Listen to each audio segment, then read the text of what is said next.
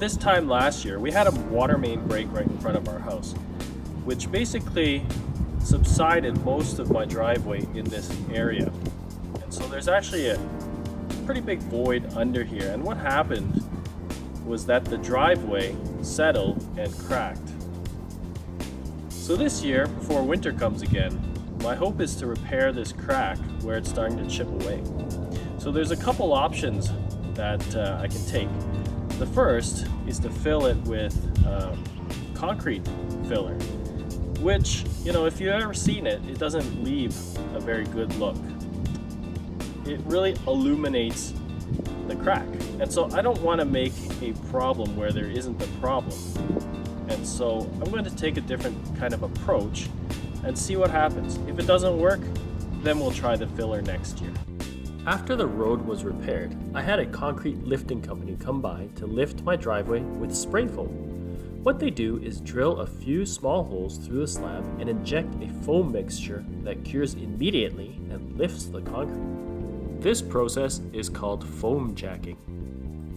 The first step is to clean up the crack. For this, I enlist the help of my kids. After all, who doesn't like to play with a super powerful water gun that you never have to fill up?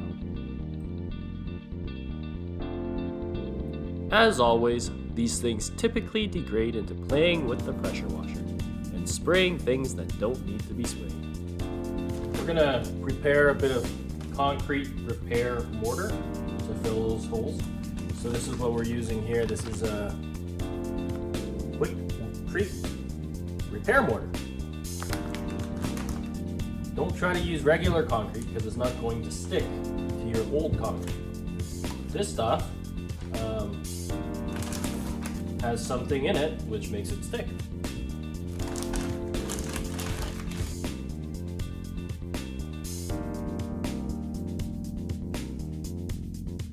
And I'm going to slowly pour my water in here until I achieve the consistency I'm looking for. So I think it's a little too liquidy. I'm just going to put a little bit more powder in.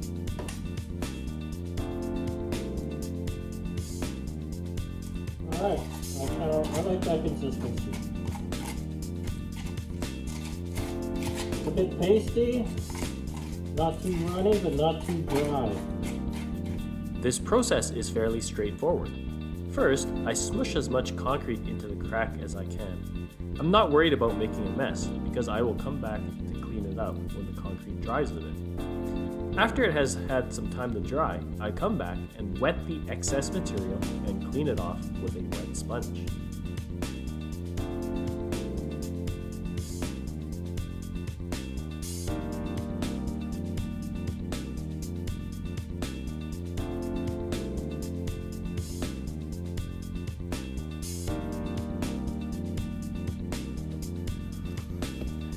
Alright, so we have a big hole here.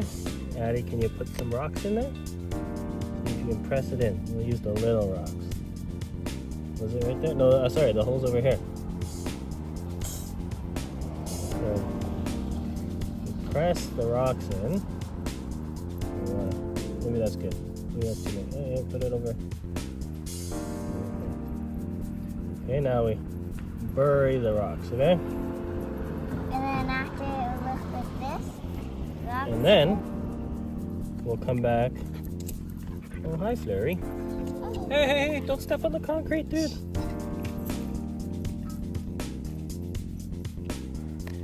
So, Daddy, there's a bug on you. come back here. A little bit. And wash And we'll wash it. We'll shine up the rocks. So we're going to dry a little bit. And then we're going to wash it up. Give it some water. Why don't you just sprinkle some? I don't want too much water. With too much water, it'll wash away all my concrete. Ooh. Daddy, where was the big hole? I don't know. See? Can't even tell. Here? Where's the rocks that we put in? Oh, here. Look, our 3 rocks right there. Isn't that nice? We shine them up.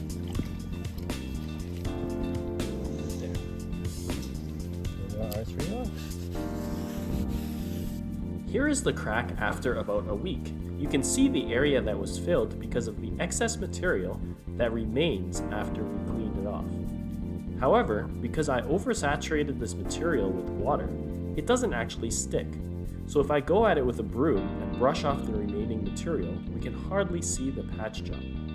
Hopefully over winter, with all the snow and shoveling, the rest of that material will fade away. In about 30 days after the concrete cures, I will apply concrete sealer, which should essentially make the repair invisible. I think this turned out pretty good. We'll have to see if it holds up over winter.